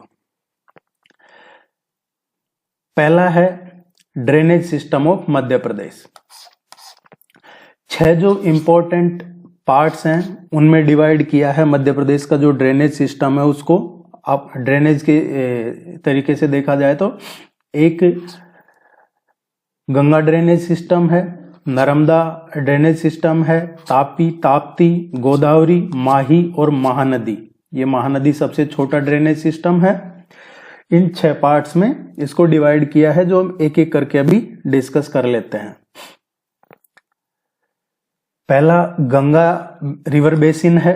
गंगा रिवर बेसिन काफी बड़ा है, भारत में लगभग 11 राज्यों को कवर करता है और ये बंगाल की खाड़ी तक जाता है। मध्य प्रदेश में जो गंगा बेसिन है उसके भी 3 पार्ट्स हैं, यमुना, टॉन्स रिवर और सोन रिवर बेसिन। ये गंगा रिवर बेसिन के ही सब पार्ट्स हैं। अब यमुना नदी बेसिन देखते हैं। अभी ये चल रहा है गंगा रिवर बेसिन, इसमें यमुना रिवर इसी का ही पार्ट है। यमुना नदी है, इसकी जो मुख्य नदियां हैं यमुना रिवर बेसिन की बात कर रहे हैं। इस बेसिन में चंबल है, केन है, बेतवा है, सिंध है, जमानी है। ये कुछ इंपॉर्टेंट रिवर्स हैं जो यमुना रिवर बेसिन में आती है। चंबल रिवर की बात कर लेते हैं। चंबल रिवर है, इसका जो एंशियंट नेम था चरमावती है। ये कई बार एग्जाम में पूछा जाता है कि चंबल रिवर का प्राचीन नाम क्या था, तो ये चरमावती था। चंबल रिवर कहाँ से ओरिजिनेट होती है, उद्गम क्या है चंबल रिवर का, तो ये महू तहसील है ये इंदौर जिले में। तो यहाँ जानापाव की पहाड़ियां हैं, यहाँ से निकलती है चंबल नदी। तो अगर आपसे पूछा जाता है कि चंबल कहाँ से निकलती है तो जानापाव की पहाड़ियां ऑप्शन में है, तो जानापाव की हिल्स, महू है तो महू, और अगर इंदौर है तो इंदौर। इसके इंपॉर्टेंट प्लेसेस चंबल नदी पे जो कौन कौन सी हैं वो महू, श्योपुर, रतलाम, मुरैना, मंदसौर और नीमच। ये चंबल नदी पे कुछ महत्वपूर्ण स्थान हैं। परियोजनाएं और बांध, कौन सी परियोजनाएं हैं, कौन से बांध हैं। देखिए चंबल रिवर है, इसकी टोटल लेंथ कितनी है, 965 किलोमीटर है चंबल नदी की टोटल लेंथ है, जिसमें से 112 किलोमीटर है ये मध्य प्रदेश और राजस्थान के बीच में बॉर्डर बनाती है, और जो 216 किलोमीटर है ये मध्य प्रदेश और उत्तर प्रदेश के बीच में बॉर्डर बनाती है, शेयर करती है, इतना किलोमीटर के बीच सीमा बनाती है। मध्य प्रदेश में जो टोटल लेंथ है चंबल नदी की ये 320 किलोमीटर है। अब इसमें झरने भी हैं कई, मंदसौर में है, जैसे मंदसौर में चंबल नदी पे एक झरना है जो पूछ लिया जाता है अक्सर एग्जाम में। ये 16 मीटर हाइट का, 16 मीटर ऊंचा, 16 मीटर हाइट है इसकी। ये है चूलिया जलप्रपात, चूलिया वाटरफॉल मंदसौर में ही है, ये चंबल नदी पे है। एक इंदौर में है पाताल पानी वाटरफॉल, ये इंदौर में है, और ये भी चंबल नदी पे ही है। इसके अलावा इंदौर जिले में ही एक झड़ीदाहा वाटरफॉल है, वो भी चंबल नदी पे ही है। तो 3 इंपॉर्टेंट वाटरफॉल है चंबल नदी पे, मंदसौर में चूलिया वाटरफॉल, इंदौर में पाताल पानी, और इंदौर में ही है झड़ीदाहा जलप्रपात। इसकी जो परियोजनाएं हैं, कौन सी इंपॉर्टेंट परियोजनाएं हैं, जो मंदसौर है, मंदसौर में ही है गांधी सागर बांध, गांधी सागर है ये मंदसौर में है, और राणा प्रताप सागर है। इसके अलावा जवाहर सागर है, जवाहर सागर कोटा बैराज, ये भी इसी पे ही है। तो ये 3 इंपॉर्टेंट परियोजनाएं हैं इस पे। कई बार पूछ लिया जाता है ट्रिब्यूटरीज का कि चंबल नदी की सहायक नदियां कौन सी है, तो इंपॉर्टेंट सहायक नदियों में शिप्रा रिवर है, इसके अलावा पार्वती है, कूनो है, काली सिंध है, बनास है, और एक सबसे इंपॉर्टेंट जो आपको ध्यान में रखना है सिवना रिवर है, जिसके किनारे मंदसौर बसा हुआ है। मंदसौर किस नदी के तट पे है, सिवना, मंदसौर तट पे स्थित है ये सिवना, और ये चंबल की ही सहायक नदी है, और ये परियोजना भी है यहाँ पे, ये जरूर ध्यान रखिएगा।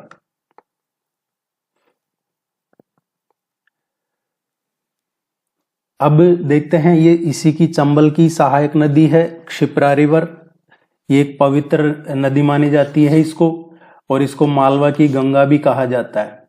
कुंभ का मेला है वो इसी के तट पर लगता है। सिंहस्थ कुंभ मेले का आयोजन किया जाता है क्षिप्रा नदी के तट पर। कहाँ पे? उज्जैन में। क्षिप्रा नदी कहाँ से निकलती है? इसका जो ओरिजिन होता है, कहाँ से ओरिजिनेट होती है, ये इंदौर में काकरा बर्दी पर्वत है, वहां से निकलती है और नॉर्थ की तरफ बहती है। फिर ये इसका संगम है मंदसौर जिले के पास, ये चंबल में मिल जाती है क्षिप्रा नदी। चंबल की सहायक नदी है। उज्जैन, देवास और इंदौर ये कुछ महत्वपूर्ण स्थान हैं जो इसी नदी पे हैं। परियोजना नर्मदा क्षिप्रा लिंक परियोजना है ये, और इसकी जो ट्रिब्यूटरी है गंभीर है, ये इसकी एक इंपॉर्टेंट सहायक नदी है। देखिए वो ही करवाया जा रहा है जो हमारे एग्जाम पॉइंट ऑफ व्यू से इंपॉर्टेंट है। अदरवाइज ये ऐसे टॉपिक हैं जिनको काफी वाइड टॉपिक है ये। नेक्स्ट देखते हैं जो ये काली सिंध है।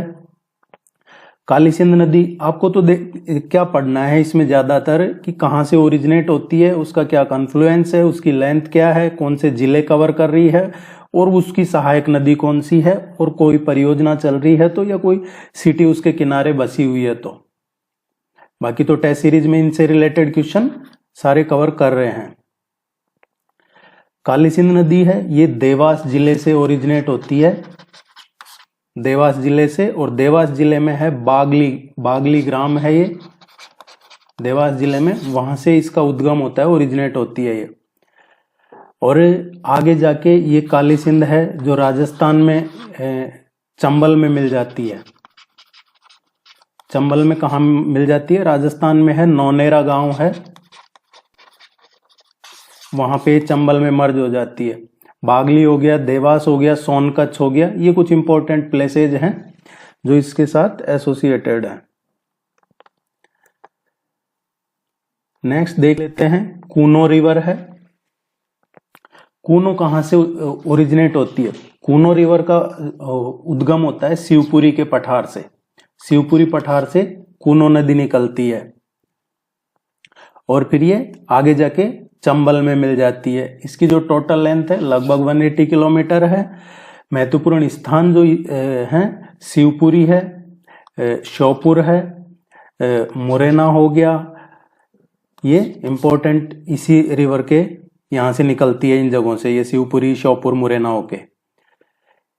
एक क्वेश्चन पूछा जाता है कि इनमें से कौन सी नदी है जो कूनो पालनपुर राष्ट्रीय उद्यान से होके गुजरती है। कूनो पालनपुर जो नेशनल पार्क है, कूनो पालनपुर उस नेशनल पार्क से होके और कूनो रिवर निकलती है।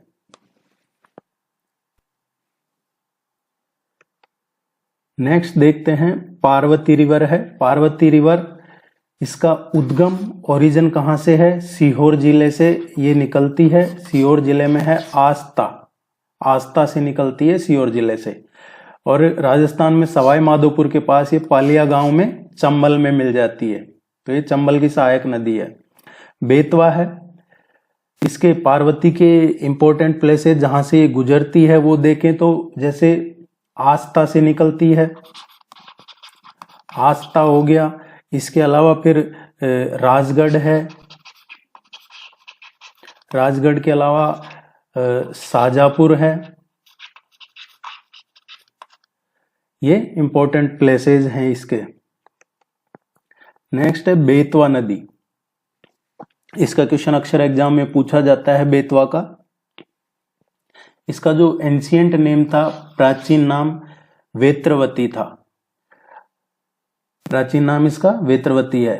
कहां से ओरिजिन है इसका? बेतवा नदी का जो ओरिजिन है रायसेन जिले से है। रायसेन में कुमरा गांव है, रायसेन जिले के कुमरा गांव से इसका ओरिजिन होता है बेतवा नदी का। यमुना में मर्ज हो जाती है आगे जाके, उत्तर प्रदेश में हमीरपुर में यमुना में मिल जाती है ये। इसकी टोटल लेंथ 480 किलोमीटर है, जिसमें से 380 किलोमीटर ये मध्य प्रदेश में बहती है। बेतवा नदी के से रिलेटेड जो इंपॉर्टेंट प्रोजेक्ट्स हैं, जो परियोजनाएं हैं, एक पूछा जाता है अक्सर कि सम्राट अशोक सागर परियोजना किस नदी पे है? तो सम्राट अशोक सागर परियोजना इसी बेतवा नदी पे है। सम्राट अशोक सागर, सम्राट अशोक सागर परियोजना बेतवा नदी पे। अब हो सकता है आपसे एग्जाम में पूछ लिया जाए कि सम्राट अशोक सागर परियोजना को का नाम बदल के क्या नया नाम क्या रख दिया गया है? तो ये सम्राट अशोक सागर परियोजना है, जिसका नया नाम अभी हलाली परियोजना कर दिया गया है। हलाली परियोजना के नाम से जाना जाता है अब इसको। और ये कहाँ पे है? विदिशा,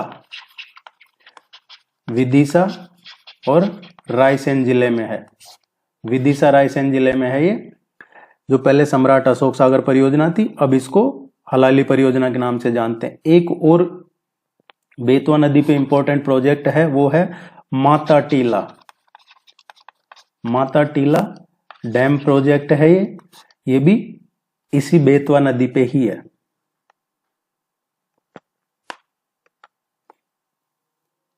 देखिए, आप इसको लाइक जरूर कीजिएगा, कई बार आप लाइक नहीं करते हैं। चैनल को सब्सक्राइब जरूर कर लीजिएगा ताकि सपोर्ट बना रहेगा आपका। और टेस्ट सीरीज ज्वाइन कर लीजिए, आपकी रेगुलरिटी बनी रहेगी, एग्जाम में अच्छे से कवर हो जाएगा, सिलेबस परफेक्ट प्रैक्टिस हो जाएगी, नोट्स वगैरह मिल जाते हैं करंट अफेयर्स के लिए सब। बेतवा के बारे में एक और है, बेतवा को बुंदेलखंड की जीवन रेखा भी कहा जाता है। और पॉल्यूशन की दृष्टि से देखा जाए तो मध्य प्रदेश की गंगा कहा जाता है, क्योंकि गंगा अब तो खैर काफी चेंजेज आ गए हैं, पहले जितना पॉल्यूशन नहीं है गंगा में, लेकिन पॉल्यूशन की दृष्टि से देखा जाए तो इसको मध्य प्रदेश की गंगा कहा जाता है। वैसे बेतवा को बुंदेलखंड की जीवन रेखा कहते हैं। बेतवा की कई बार ट्रिब्यूटरीज पूछ ली जाती हैं, तो बेतवा की जो इंपॉर्टेंट ट्रिब्यूटरीज है उनमें बीना है, दशान है, कोलार है, केरवा है, ये आप जरूर पढ़िएगा। अदरवाइज ये जो यहाँ आपको बताए जा रहे हैं ये नोट्स आपको ईमेल पे सेंड कर दिए जाएंगे, आप निश्चिंत रहिए। जामनी नदी, जामनी है, ये ओरिजिन इसका है सागर डिस्ट्रिक्ट से, सागर जिले से निकलती है ये। संगम इसका बेतवा नदी है, लगभग 200 किलोमीटर। इसकी सहायक नदियां, कई बार एग्जाम में पूछ लिया जाता है जमसर और राजतक किसकी सहायक नदी है, तो जमसर और राजतक है जो जामनी नदी की ही सहायक नदी है। एक जो इंपॉर्टेंट प्लेस की बात करें तो टीकमगढ़ शहर है। टीकमगढ़, टीकमगढ़ को जो वाटर सप्लाई है, टीकमगढ़ को वाटर सप्लाई इसी नदी से होती है, जामनी नदी से।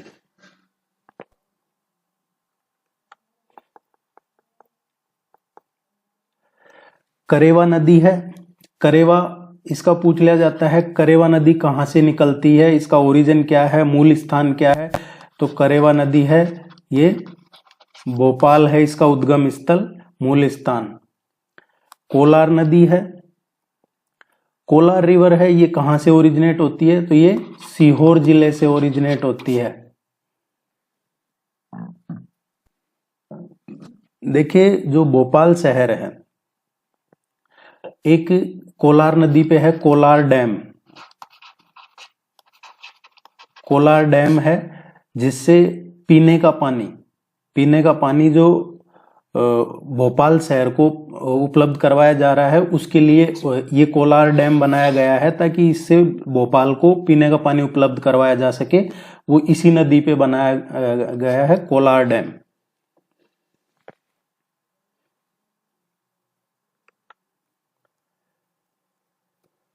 धसान रिवर, धसान नदी है, ये कहां से ओरिजिनेट होती है, इसका उद्गम स्थल क्या है, तो ये रायसेन जिले से ओरिजिनेट होती है। रायसेन में तहसील है बेगमगंज, बेगमगंज तहसील है, वहां से ये इसका उद्गम स्थल है। बीना रिवर की बात करें तो बीना रिवर भी रायसेन जिले से ही ओरिजिनेट होती है। तो आप रायसेन जिले के बारे में बहुत अच्छे से पढ़ लीजिएगा, मैप में रायसेन जिला किन किन उसके नेबरिंग डिस्ट्रिक्ट दूसरे कौन से हैं, और रायसेन जिले को एक बार मैप में जरूर देख लीजिएगा, यहाँ से काफी सारी परियोजनाएं, नदियां ये सब निकलती है। एक क्वेश्चन बीना नदी का पूछा जाता है, भालकुंड वाटरफॉल, भालकुंड वाटरफॉल भालकुंड जलप्रपात है ये किस नदी पे है? भालकुंड जलप्रपात ये बीना नदी पे ही है, राहतगढ़ में है ये,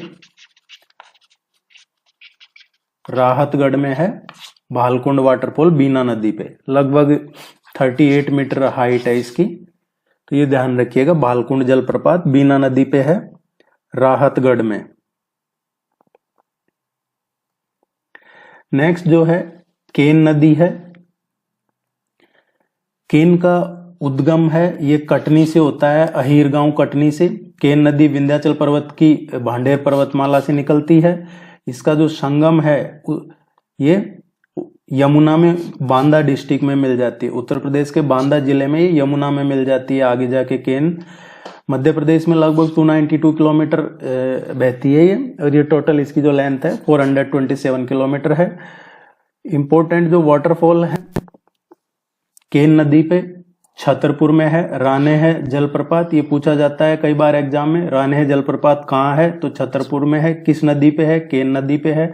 पांडव वाटरफॉल, पांडव है ये पन्ना में है पांडव जलप्रपात, ये भी केन नदी पे ही है।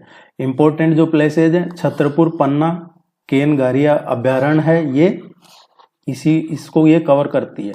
इसकी जो ट्रिब्यूटरीज है सोनार, उर्मिल और बाना, ये केन की सहायक नदियां हैं, सोनार, उर्मिल और बाना तीनों। नेक्स्ट देखते हैं सिंध रिवर।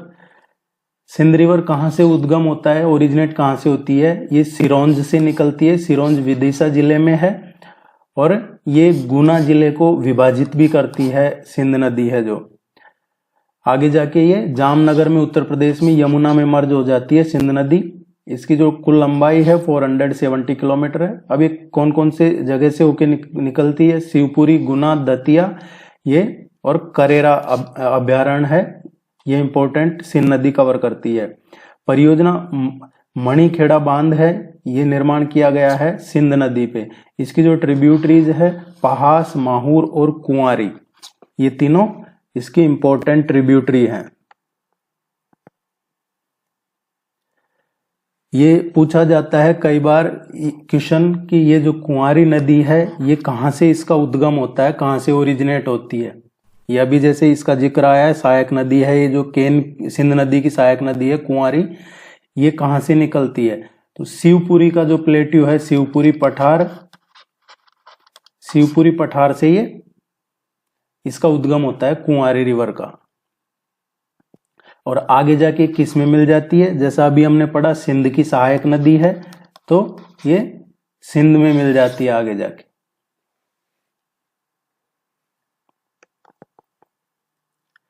सोन नदी है, इसका जो प्राचीन नाम है ये स्वर्णनाड़ी हिरण्यबाहु था। इसका उद्गम कहां से होता है? सोन नदी का उद्गम होता है अमरकंटक प्लेट्यू से, और अमरकंटक प्लेट्यू कहां है? अनूपपुर में है। सोन नदी है ये नॉर्थ वेस्ट डायरेक्शन में फ्लो करती है, नॉर्थ वेस्ट उत्तर पश्चिम दिशा में बहती है। तो ये ध्यान रखना आपको, सोन नदी अमरकंटक प्लेट्यू से निकलती है, अनूपपुर में है। ये गंगा में कहाँ जाके मर्ज मिलती है? बिहार में दानापुर है, उसके पास में ये गंगा में मर्ज हो जाती है। मध्य प्रदेश में 509 किलोमीटर इसकी टोटल लेंथ है, काफी लेंथ कवर करती है ये।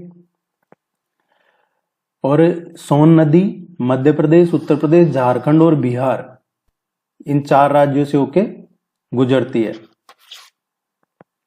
सोन नदी पे एक बाण सागर परियोजना है। इस तरीके के क्वेश्चन आपको टेस्ट सीरीज में देखने को मिल जाएंगे, क्योंकि ये एग्जाम में पूछे जाते हैं।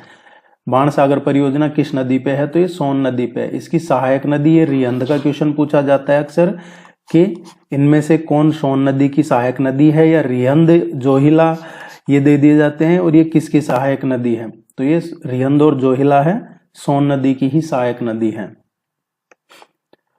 टॉन्स रिवर या तमसा रिवर, ये सतना में विंध्याचल पर्वत की जो कैमूर रेंज है उसमें तामस कुंड से निकलती है। तो 2-3 चीजें आपको ध्यान रखनी है टॉन्स या तमसा रिवर से रिलेटेड। एक तो सतना, विंध्याचल पर्वत, कैमूर रेंज और तामस कुंड। सतना, विंध्याचल, कैमूर रेंज और तामस कुंड ये टॉन्स नदी से रिलेटेड हैं। सतना में है विंध्याचल पर्वत, और विंध्याचल पर्वत की कैमूर रेंज है, उसमें तामस कुंड से निकलती है ये, और इसका संगम आगे जाके ये इलाहाबाद में गंगा में मिल जाती है।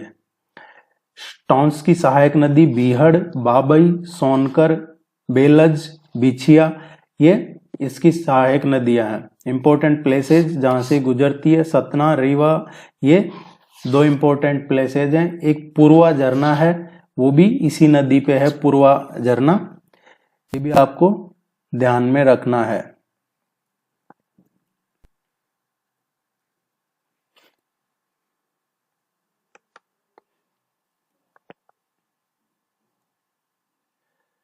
नेक्स्ट है बीहड़।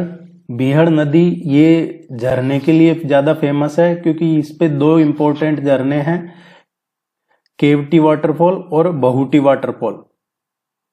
केवटी और बहुटी, और एक चचाई वाटरफॉल है, ये मध्य प्रदेश का सबसे बड़ा वाटरफॉल है चचाई वाटरफॉल, ये भी इसी नदी पे है, बीहड़ पे।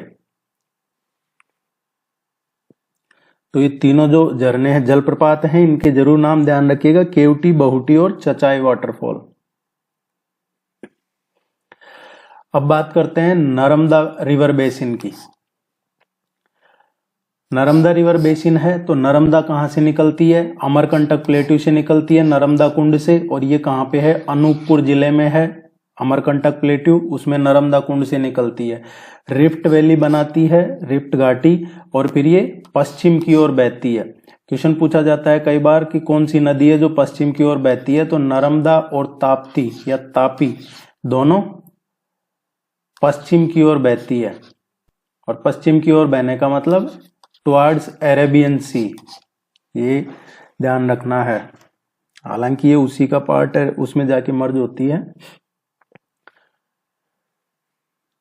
नर्मदा नदी गुजरात में ये बारूक के पास अरब सागर में जो खंबात की खाड़ी है उसमें जाके मर्ज होती है, जिसको बे ऑफ कॉम्बे भी कहते हैं। मुहाना बनाती है ये, तो एक तो जैसे गंगा की बात आती है तो गंगा रिवर क्या बनाती है? डेल्टा, और ये नर्मदा रिवर क्या बनाती है? एस्च्यूरी।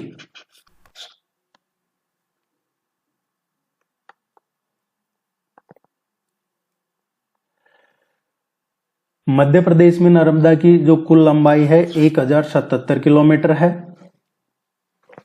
इसकी काफी सारी ट्रिब्यूटरीज हैं, लगभग 40+ ट्रिब्यूटरीज हैं इसकी, जिनमें से नदन तट पे इसके 19 हैं, और सदन साउथ तट पे, दक्षिणी तट से 22 नदियां हैं इसकी सहायक नदियां।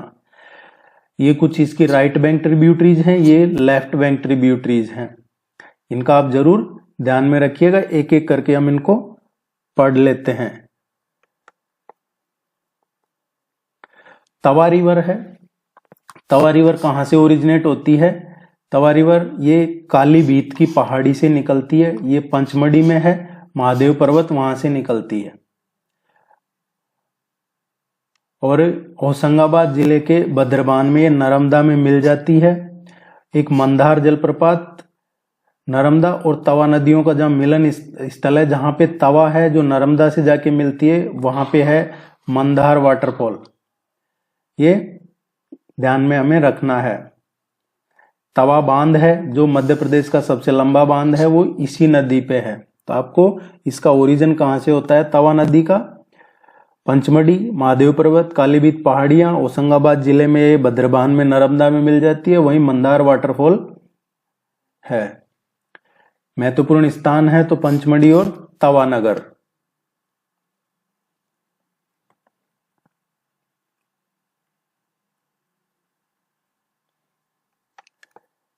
नेक्स्ट जो रिवर है वो है शक्कर रिवर। देखिए, अगर आप ये कहां से ओरिजिनेट होती है, किस जिले से ओरिजिनेट होती है, और कौन सा कोई बांध है, कोई वाटरफॉल है इस नदी पे, और कौन से प्लेसेज ये कवर कर रही है, इतना ध्यान रख लेंगे तो आप यहां से कम मान के चलिए 2 क्वेश्चन मिनिमम आप यहां से कर सकते हैं सही। शक्कर रिवर है, ये छिंदवाड़ा से निकलती है, छिंदवाड़ा में अमरवाड़ा है, वहां से ये निकलती है। तो शक्कर रिवर कहां से ओरिजिनेट होती है? अमरवाड़ा से। अमरवाड़ा है छिंदवाड़ा जिले में, और ये नॉर्थ की और बहती हुई आगे जाके नर्मदा में मिल जाती है, शक्कर है जो। और अभी हम पढ़ भी नर्मदा बेसिन ही पढ़ रहे हैं। कुछ इंपॉर्टेंट झरने हैं नर्मदा रिवर पे। अनूपपुर में कपिल धारा है, अनूपपुर में दुग्ध धारा है, जबलपुर में है ये धुआंधार वाटरफॉल, ओंकारेश्वर में मंदार है, महेश्वर खरगोन में सहस्त्रधारा है और ओंकारेश्वर में दर्दी है। तो ये इंपॉर्टेंट वाटरफॉल है नर्मदा रिवर पे। यहाँ से एक क्वेश्चन कई बार पूछ लिया जाता है, आपको जरूर ध्यान रखना है, स्पेशली धुआंधार, कपिलधारा और सहस्त्रधारा, ये तीन तो आपको ध्यान होने ही चाहिए कि ये कहाँ पे है नर्मदा नदी पे। ये मध्य प्रदेश में ये डिस्ट्रिक्ट्स हैं जहां से होके ये निकलती है। आप एक बार इसका मैप जरूर देखिएगा कि ये कितने जिलों से होके निकलती है। टेस्ट सीरीज में इसका क्वेश्चन करवाया हुआ है। इंपॉर्टेंट कुछ डैम है नर्मदा नदी पे। गुजरात में है सरदार सरोवर बांध, खंडवा में है इंदिरा सागर बांध, महेश्वर बांध और बरगी बांध। ये इस पे कुछ इंपॉर्टेंट डैम है नर्मदा रिवर पे।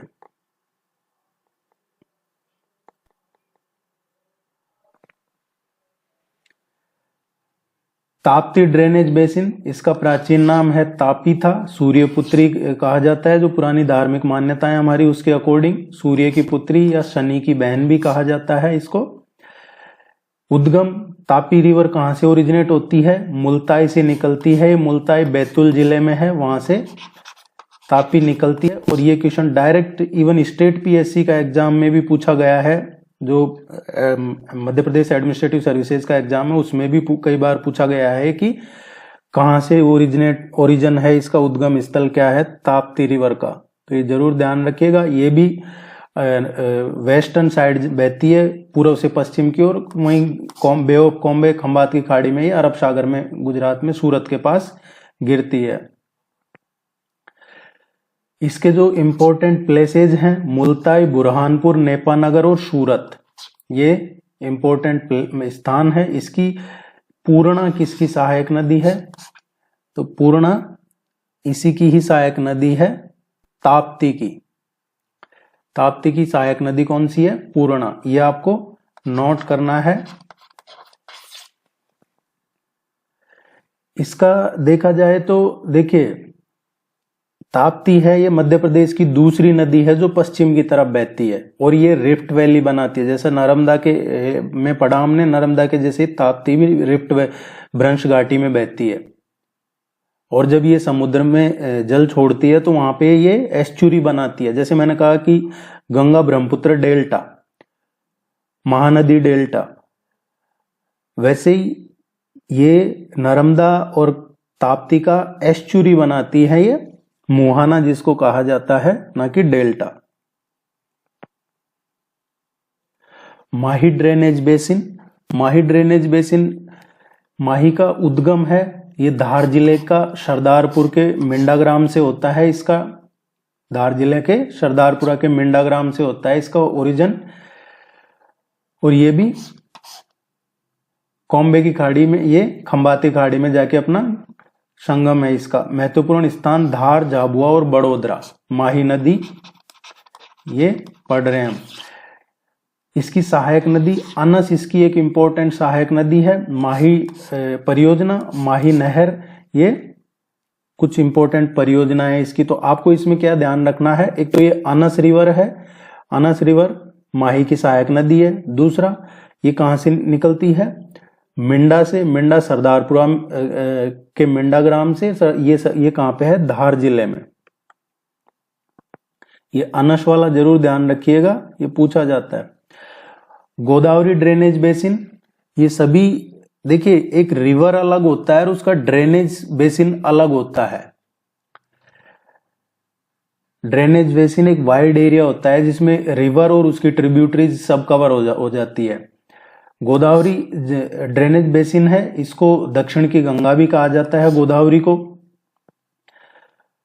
और इसकी सहायक नदियों में वैनगंगा, वर्धा और पेंच है। ये आप पढ़िए, पर इतना बहुत ज्यादा इंपॉर्टेंट नहीं है। लेकिन पूरा कवर कर रहे हैं तो देखते हैं इसको भी। वेनगंगा है, वेनगंगा सिवनी जिले के परसवाड़ा पर्वत से निकलती है और ये इस मध्य प्रदेश में सिवनी और बालाघाट ये इसका ड्रेनेज एरिया है। महत्वपूर्ण स्थान जो है इसमें ध्यान रखना आपको, वेनगंगा में बालाघाट। इस पे एक संजय सरोवर प्रोजेक्ट है।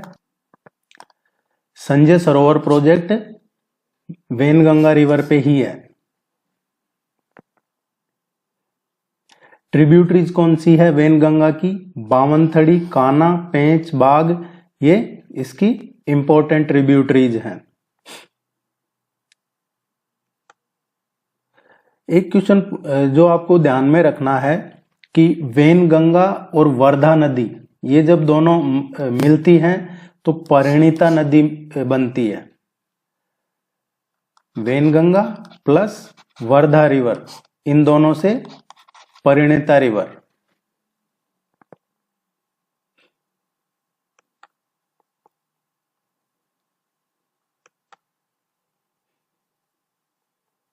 कन्हान है, इसका उद्गम पंचमढ़ी की पहाड़ियों से होता है और ये वेनगंगा की सबसे बड़ी ट्रिब्यूटरी है, सबसे बड़ी सहायक नदी है और इसकी सहायक नदी है पेंच नदी, इसकी इंपॉर्टेंट ट्रिब्यूटरी है।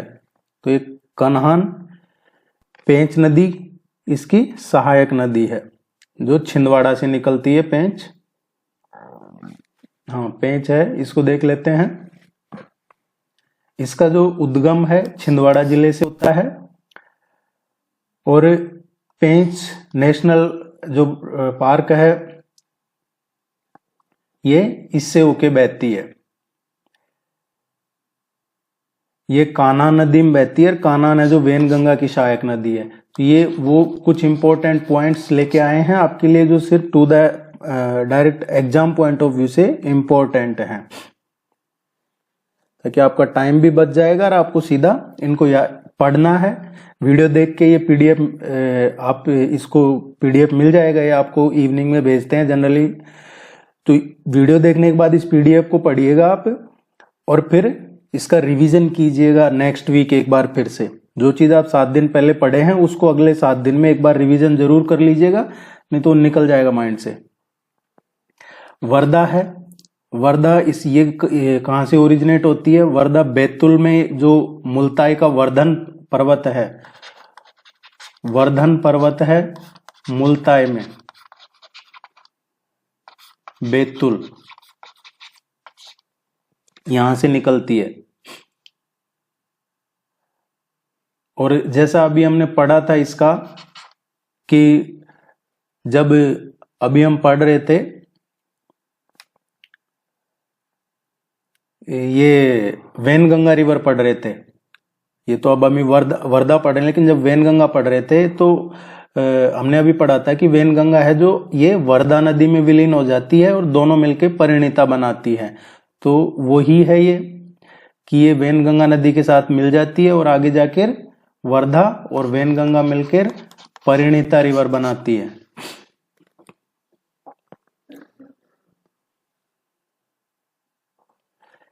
महानदी रिवर बेसिन देखते हैं। ये सबसे छोटा रिवर बेसिन है, सबसे छोटा नदी बेसिन है मध्य प्रदेश में। और क्योंकि उसकी वजह है, जब 2000 में छत्तीसगढ़ और मध्य प्रदेश अलग अलग हुए तो महानदी बेसिन का एक बड़ा हिस्सा है जो छत्तीसगढ़ में है अभी। हसदेव नदी महानदी की एक सहायक नदी है और हसदेव नदी के बेसिन क्षेत्र में मध्य प्रदेश के अनूपपुर जिले का कुछ हिस्सा शामिल है जो लगभग 150 स्क्वायर किलोमीटर के आसपास है। तो आपको ध्यान रखना है हसदेव रिवर, अनूपपुर जिला, ये महानदी की सहायक नदी है। ये इसी तरीके से आपको इंपॉर्टेंट टॉपिक्स करवाते रहेंगे। देखिए आपको पढ़ाई करनी है, फिर उसका रिवीजन करना है और फिर प्रैक्टिस करनी है, तो आपको एग्जाम में अच्छा स्कोर मिल जाएगा। और पूरा सिलेबस अच्छे से कवर कर रहे हैं, इसी तरीके से आपको धीरे धीरे सारे टॉपिक्स मिलते रहेंगे। लेकिन टेस्ट सीरीज रेगुलर चल रही है, आप टेस्ट सीरीज ज्वाइन जरूर कर लीजिएगा। वीडियो को लाइक कीजिए, चैनल को जरूर सब्सक्राइब कीजिएगा, आपका सपोर्ट जरूरी है। All the very best, good luck, thank you very much.